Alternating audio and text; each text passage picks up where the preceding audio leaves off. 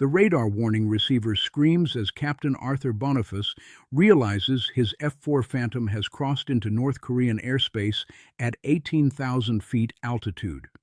It's August 18, 1976.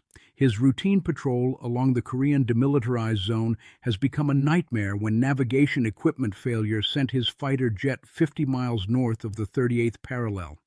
Through his canopy, Boniface can see North Korean territory stretching toward the horizon, forbidden airspace that no American aircraft has penetrated since the Korean War armistice 23 years ago. His radio crackles with urgent transmissions from Osan Air Base demanding immediate course correction, but it's too late. 4 North Korean MiG-25 fighters are already climbing toward his position at maximum afterburner. Surface-to-air missile sites across the communist nation have activated their tracking radars. One American pilot's navigation error has triggered the largest aerial confrontation in East Asia since 1953. The McDonnell Douglas F-4 Phantom II represented America's premier air superiority fighter in 1976. Boniface flew the F-4E variant, powered by twin General Electric J79 turbojet engines, generating 35,000 pounds of thrust with afterburner. The aircraft could exceed Mach 2.2 at altitude while carrying an arsenal of AIM-7 Sparrow radar-guided missiles and AIM-9 Sidewinder heat seekers. His Phantom belonged to the 8th Tactical Fighter Wing stationed at Kunsan Air Base, responsible for defending South Korean airspace and maintaining constant patrol along the DMZ. These missions required precise navigation to avoid violating the armistice agreement that ended active Korean War hostilities. Any unauthorized penetration of North Korean territory could trigger immediate military retaliation and restart the conflict that claimed over 50,000 American lives. Tensions along the Korean peninsula had escalated dramatically during 1976 as North Korean dictator Kim Il-sung increased military provocations against American and South Korean forces. On August 18th, just hours before Boniface's flight, North Korean soldiers had attacked American officers in the Joint Security Area, killing 2 U.S. Army captains with axes during a tree trimming operation. The axe murder incident created the most serious crisis since the 1968 USS Pueblo seizure, prompting President Ford to authorize massive military reinforcements, including B-52 bombers, F-111 fighters, and the aircraft carrier USS Midway. North Korean forces responded by placing their entire military on maximum alert status. Fighter squadrons at airfields across the communist nation received orders to shoot down any American aircraft violating their sovereign airspace. Captain Boniface had launched from Kunsan at 14:30 hours for a standard DMZ reconnaissance mission designated Cherokee Flight. His F-4 carried no external fuel tanks or heavy ordnance, just 4 AIM-7 missiles and 2 AIM-9 Sidewinders for self-defense.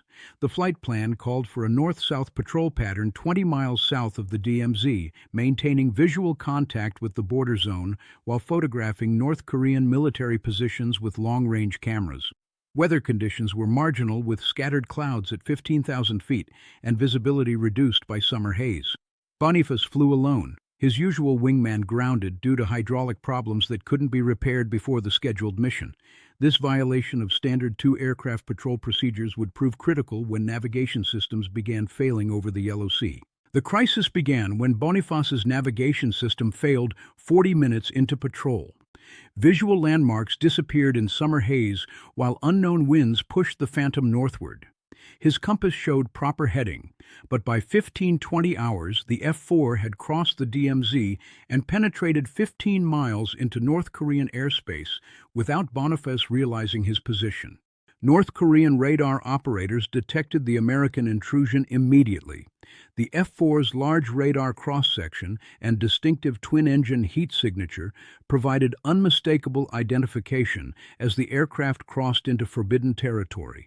Air defense commanders at Pyongyang Control activated general quarters throughout the North Korean Air Force, while surface-to-air missile batteries prepared for immediate launch.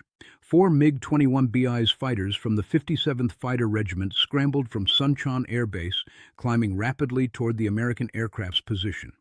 These pilots had trained extensively for this exact scenario, intercepting American reconnaissance aircraft that violated North Korean sovereignty.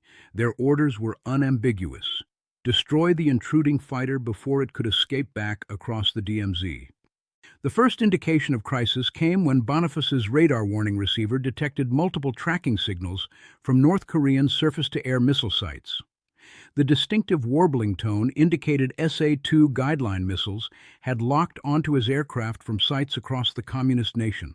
His electronic warfare display showed at least 8 different radar signatures painting his Phantom from multiple directions. Standard procedure required immediate egress toward friendly territory, but Boniface had not yet realized his navigation error. He initially assumed the radar tracking resulted from border proximity rather than actual airspace violation. Only when his radio received urgent transmissions from Osan Control demanding immediate course correction did Boniface understand the magnitude of his mistake. The North Korean MiGs achieved visual contact at 15:25 hours, approaching Boniface's Phantom from high altitude in classic intercept formation. The lead MiG-21 pilot identified the American aircraft positively before radioing attack authorization to his flight commander. All 4 communist fighters carried 2 AA-2 Atoll heat-seeking missiles plus internal 23mm cannons loaded with armor-piercing incendiary rounds. Their aircraft possessed superior turning performance at medium altitudes, but the American F-4 maintained significant advantages in speed and missile range.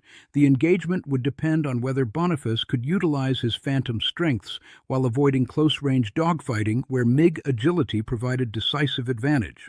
Boniface spotted the approaching MiGs through his rearview mirror as the lead fighter closed to within 2,000 yards of his tail. Standard rules of engagement prohibited firing first unless directly threatened, but the North Korean pilots showed clear hostile intent by maintaining attack formation behind his aircraft. His threat warning display indicated multiple missile lock-ons from the pursuing fighters, while surface-to-air batteries continued tracking his flight path. Boniface faced an impossible tactical situation. He could not shoot first without triggering international incident, but waiting for the enemy to fire would likely prove fatal. His only option was to outrun the pursuing aircraft while radioing for immediate assistance from South Korean and American interceptors. The chase began when Boniface engaged full afterburner and dove toward lower altitude, where his Phantom's engines provided maximum thrust advantage. The F-4's twin J-79 turbojets accelerated the aircraft beyond Mach 1.5 within seconds, but the pursuing MiGs maintained formation by utilizing their own afterburners and superior position.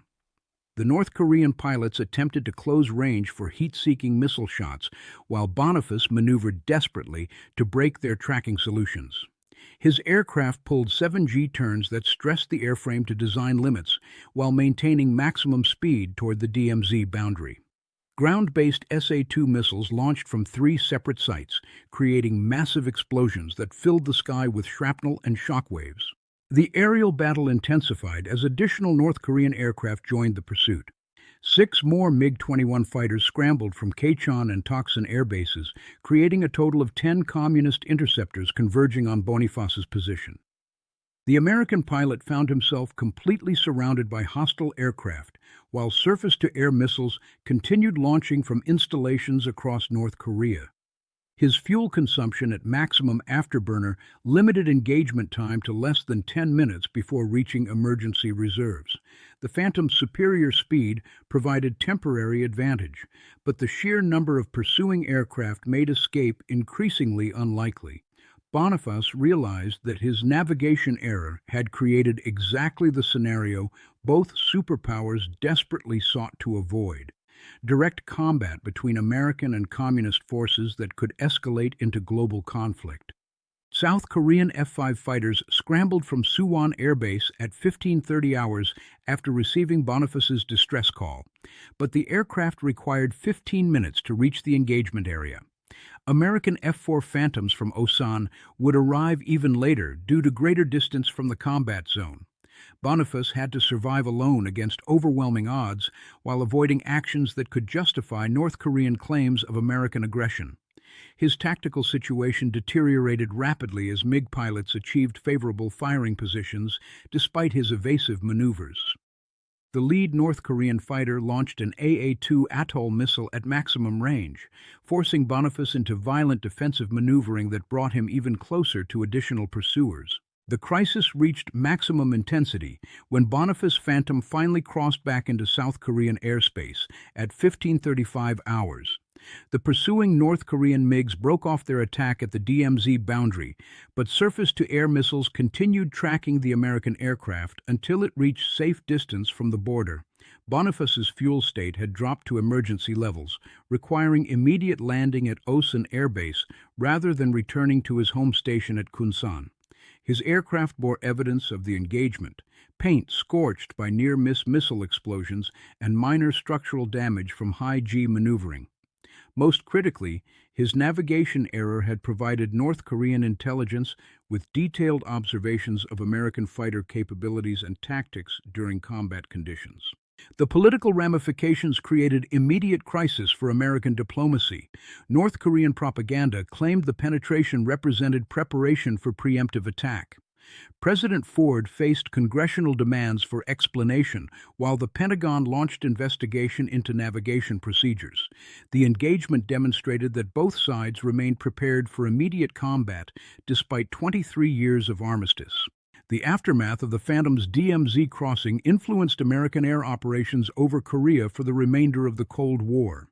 New navigation redundancy requirements mandated multiple backup systems for all Border Patrol missions while establishing mandatory two-aircraft formations to prevent isolated navigation failures.